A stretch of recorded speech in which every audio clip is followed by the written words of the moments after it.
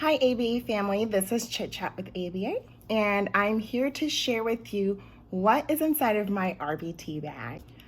I want to first start off by saying the importance behind pairing with your client. So that is where you don't place any demands on your client, even if it's just asking them a question, that's a demand. So when you're pairing with your client, just kind of go with the flow is the way I thought of it when I started as an RBT, and just whatever they're getting into, join them and make it the biggest deal when you're playing with them, because when you do that, you become a reinforcer. So it's so important because this time also helps you understand and realize which reinforcers your client is going to enjoy. When I first started with my client, we paired for an entire week. And for our entire session, the first week, I just learned so many things about my client. And I learned things that I also had at home, learn about the things I already had at home he might enjoy. I thought about things that my office might have. And then I also even thought about the things I can maybe buy at the store that doesn't cost a lot of money. So I do want to just say a disclaimer. If you can, try not to spend your own money on reinforcers.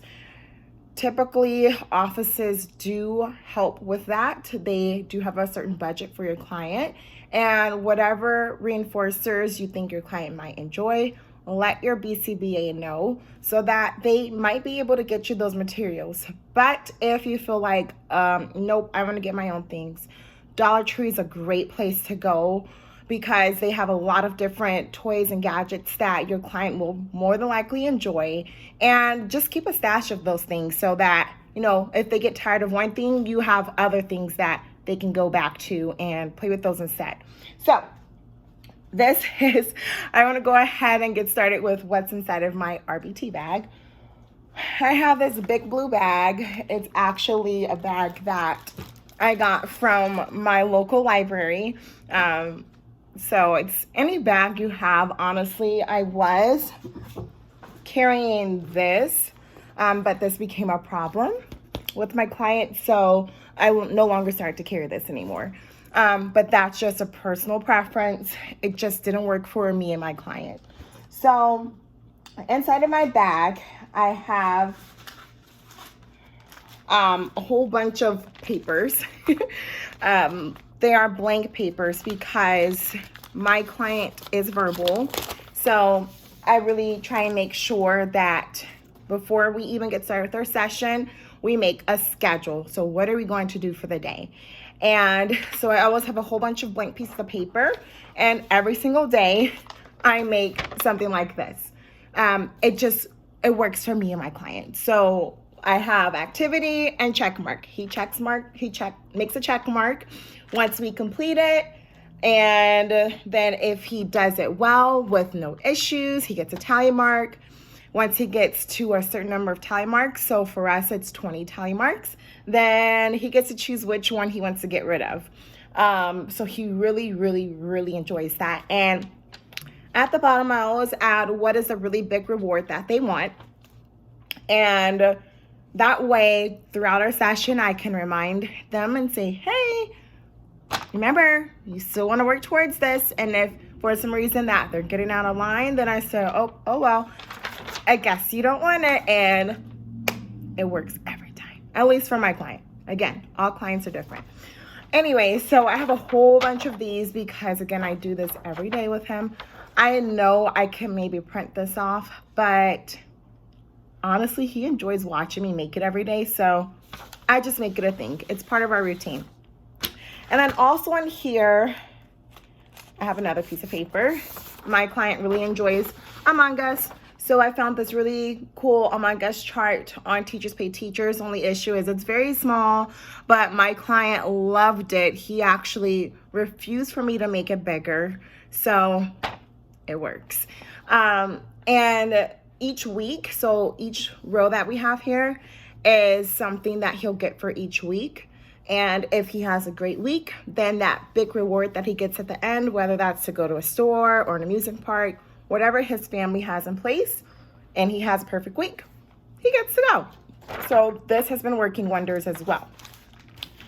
I also have inside of my RBT bag is, I call it a treasure bag. I was a school teacher, so I know that it was huge in my classroom to have a treasure box. But being an RBT, I don't want to carry around an entire box. So I thought, let me create a treasure bag. It's a makeup bag. I used to honestly use this for my makeup. But whatever, any bag. And at first I had a whole bunch of goodies. I had like pizza pencils and taco pencils and just Among Us pencils, things that he liked. I also had like a pair of sunglasses and really cool animal erasers.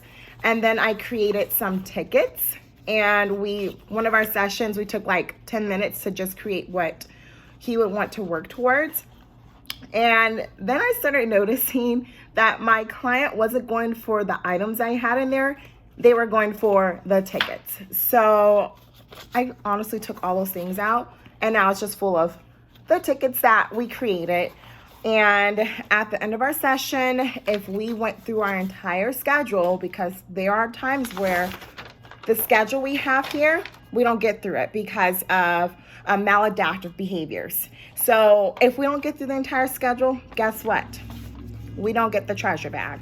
So this has been working wonders for my client. And then also, I apologize if you hear honking. I live close to a really busy street, and life of living in a city, right? I live in Las Vegas, and the drivers here are crazy.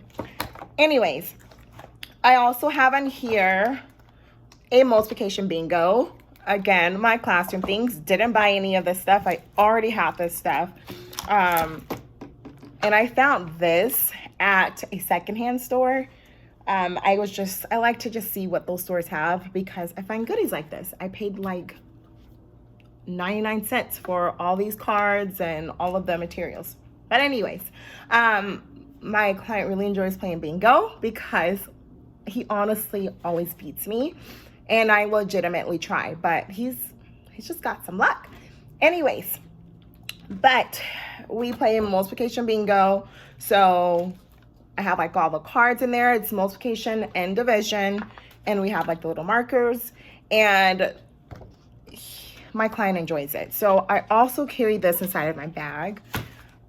Something else I have inside of my RBT bag are some Legos. He really enjoys building, and so we usually like build our own little family of whatever he's into for the week. Like, we made little figures, and we called them the Wawa family, which stands for the water family. And we made it a thing. We had baby Wawa, we had daddy Wawa, mama Wawa, we had the whole family. And we would play with these sometimes the entire session, aside from like us doing our table time. So great. If you can get a hold of some Legos, that's great. Because especially if you have an older client like I do, I would not recommend this if your client is honestly younger than 6, because these can be choking hazards. So if you want to do blocks, then maybe buy like the big blocks, or have your company buy the big blocks. And you can also ask the family. That's why I kind of enjoy working in my client's home, because the families really want to help you be successful so that their child can be successful as well. So they're usually willing to get whatever you need to get through your session and help them learn what you have to offer. Something else I have is the game Mancala. My client and I do not use this the correct way. We usually play battle with this, but it looks like this. And you know, if you've heard of this game, you'll know that you have to place like a certain amount of bees, and these are your score, I don't know. This is where you put the ones that you earn. And yeah, but we don't use it that way. Again, the amazing thing about kids is they use their imagination. So I just go with the flow. Sometimes we use these and we play battle with the beads, and this is our battlefield, but we make it work. So it's a lot of random things in my RBT bag, but You have to find what works for you and your client and make a big deal out of it. Because honestly, if you're bored with something, I can guarantee you they're bored with it too. So make it fun. Have fun. And then also, I have the cards that we're working on. So with my client, the targets that we're working on are like pronouns, future tense, emotions, community helpers. We're learning how to brush your teeth and wipe ourselves. So, of course, not all things you need cards for, clearly. But for some of the things, they do require cards. So like this is the future tense cards, and we do this for one of our table times. So it's really important to make sure that as an RBT, you have everything you need for your session planned and you know exactly what you're doing so that you're not scrambling everywhere. Especially with these kiddos, the moment you lose them, it gets tough. But again, you can always get them back on track, but it is a little tough sometimes. So it's really important to plan ahead, make sure you have all your things, make sure your materials are in order. I know that it was one time, I forgot my client mastered emotions, and I took out the cards and we did them for no reason because he had, I wouldn't say no reason, but we didn't have to do those because he had already mastered them. Again, going back to emotions, I didn't look ahead. This is when I first started. And one of the cards my client was really scared of. I will be honest, the card was very creepy looking. So I forgot to take it out, and I knew he was scared of it, but I forgot.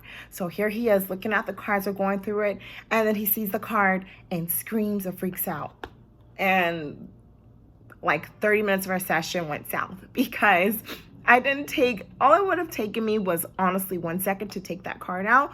And instead, I lost out on 30 minutes because I had to calm my client down.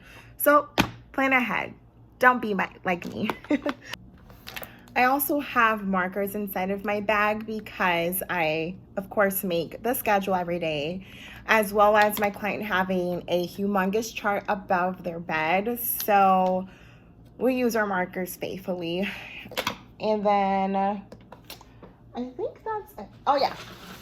Because I also work in home, I have to do my supervision online. So anytime I have to be supervised by my BCBA, I use his phone holder and I just, place this somewhere and just record my session for my supervision time. And that's it. I hope you enjoyed this video, and I hope you guys have some idea on what to put inside your RBT bag. It's honestly based on your client and what they enjoy. So really be sure to pair with them and get to know them. All right, you guys. Well, I hope to see you soon, and thanks for tuning in. Make sure you subscribe to my channel as well. Bye.